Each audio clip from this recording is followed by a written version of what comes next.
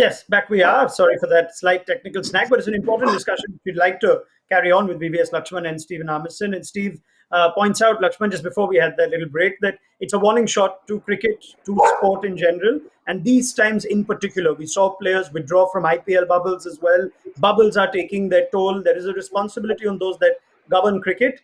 Are they doing enough, and what can they do more from what you're seeing? Well, I think they're definitely doing enough. There's no doubt about it because being part of a couple of IPLs where we were in a bubble, I think all the necessary guidelines and protocols, which is required to make sure that the well-being and the safety of the players and everyone involved has been taken care of. But having said that, it's not only about COVID. I think it's more to do about performing at the highest level, always fulfilling your own expectations, winning matches, scoring runs, taking wickets, and at some time, it will take a toll on your mental health. And you're not robots, you're not machines. And you have that emotional turbulences sometime in your career. For me, it happened 2 or 3 times in my career, and you find ways how to bounce back. And here, something which is very critical is to have that support system. Whether it's your family, whether it's your loved ones, your friends, your teammates. All that. All these people play a huge part. Having said that, because of this COVID restrictions, being away from family for so long is always going to be taking a huge toll on anyone's mental health. And this is where I think having different squads, like what happened recently when the test team of India is in England, and then there was a white ball team which was selected to go and play in Sri Lanka. I think going forward, that will be the norm till we win this battle against COVID. Because asking each and every player to be there in a bubble 24 by 7, 365 days is asking too much from them. And it's humanly impossible to always maintain that standard and always be mentally tough and mentally fresh to go out and exhibit your skill sets.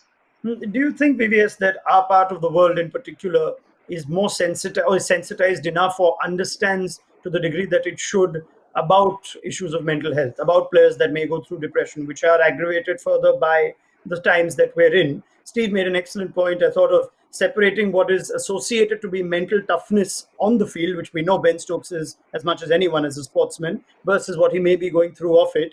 There seems to be perhaps a slightly, there could be a cultural difference here on whether people from our part of the world associate players that say, oh, I'm not mentally up for it, I'm not in the best space of mind, whether that could be stigmatized at times. Therefore, there isn't as much conversation around it. There aren't necessarily mental health professionals with teams. Do you see that in our part of the world as a problem, BPS? Not anymore. Definitely when I started off playing first class cricket, yes, you're not supposed to share your weaknesses, because you're supposed to be mentally strong because you're a sports person and you have to have that killer instinct. You have to have that mental toughness to go out and take on the opposition or take on whatever challenges or tough situations you're facing. But I think as years went by, as there is more awareness now about mental health issue, a lot of people around the world are facing, I think it's got better. But all I can say is the kind of professional help which probably you require to address this issue, I think it can get better because there have been a couple of experiences, not mine, of some of my friends who approach a mental conditioner or maybe a psychiatrist, in trying to just address the issue he's going through. But suddenly, whatever he spoke or whatever he shared with that professional came out in the media, came out in the open, and that's why I think being very confidential is very critical, and that's something which requires to improve in our part of the country. But I think as far as mental awareness towards mental issue, I think it's very much there, very much there. Yeah, I mean, it's a good point Lakshman makes, Steve, on perhaps what's the mechanism to ensure that we have the infrastructure in place for players to be able to, take care of their mental well-being. Is it come in the form of a professional that every board must ensure their team has? Is that extended to IPL teams, franchise teams, club level, county level, the 100 level? How do you form a structure that allows for players to ensure that there is an avenue to address this? Well, I think first and foremost, I think it's about players talking. And once players talk and open up and talk about their not only their problems or their issues, but their experiences. And it could be something simple as like, they're not talking about themselves, they're talking about a teammate and what a teammate helps. And I think what we find now around the world is there's a lot more cross nation contributions in different parts of the world in leagues. So there's a lot of Big Bash English players playing the Big Bash. Indian players don't play too much around the world, but a lot of multinationals come into India to play the IPL. Now, that's going to help because the experiences of an Englishman going into an IPL dressing room and an Indian talking to that Englishman, whether it be from VVS's experience with Hyderabad, is if a Johnny Bairstow talks to an Indian player about how they get help to help and combat the COVID world and the mental health world, and trying to speak and openly and honestly, because men don't do that. Then all of a sudden, well, that Indian batsman or that Indian bowler, he's going to speak to their coaches and say, you know what, I found that fascinating what he's just said. I found that intriguing in what England have got or what New Zealand have got. And all of a sudden, that franchises will they leave no stone unturned to try and get the best for not only their players but their franchise as a whole, to give them that little extra 1%, 2%, 3% to get better. So I think it's different to my time 20 odd years ago to where it is now, because there is a lot more cross-party talking and a lot more experiences of it, and the system's getting better, which is for the better.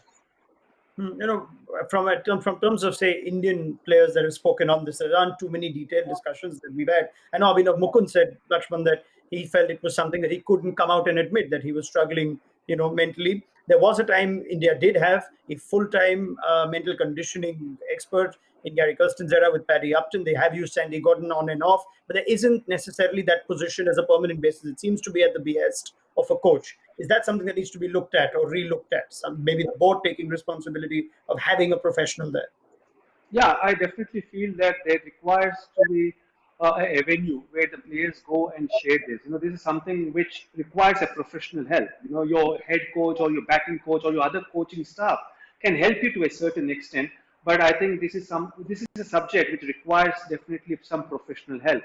And I think it's imperative for the board or any team, any professionally run team, to have professionals there who can help the mental health and the mental well-being of the player. Because if a player is skillful, if a player is talented, but he's got a lot of issues going on in his mind, then he's not going to go out and play to his potential or perform to the best of his abilities. So this is something which is very, very important. And coming back to, I think it's also an individual choice, because a lot of individuals, a lot of young players who are not established, who have still a lot of insecurity because they know that there's so much of competition, they don't want to let go an opportunity. So they actually have that internal batting going on, and ultimately it's the responsibility of your team management, your coaching staff, to make sure that each and every player is, is free to express himself, and that's why I think the dressing room atmosphere or the atmosphere within the squad is something where a dialogue or a discussion in this topic should happen. And I think professional help is definitely the need of hour, and I hope that all the professional run team will have an expert who can handle the mental well-being of a player. Yeah, I guess it's one of those things. Yes, Steve, I'm going to come to you, but it's one of those things where you've got to, yeah, please. I think, sorry, just to finish on that point, is it's understanding that it's not a weakness. So from an individual's point of view, the best way I can describe it to get it to around the world and in dressing rooms, this is not a weakness. If you have a batting coach or a bowling coach helping with your technique, you might have weaknesses in your game. This is not a weakness. The mental health of any player, it's an illness. It's an illness. And I think that is the best way to describe it, and the best way I've found to try and tell people and what it feels like is that if I'm not bowling very well, I might have a weakness in certain areas. I try and strengthen it. But mental health and anxiety and depression and everything that goes with it is an illness. And I think that has to be addressed. And the more you can emphasize it that way, I think the easier it is for people from the outside world to understand what is going on in the sportsman's mind. Because like VVS said earlier, not robots, human beings, and human beings do have things that structurally, chemical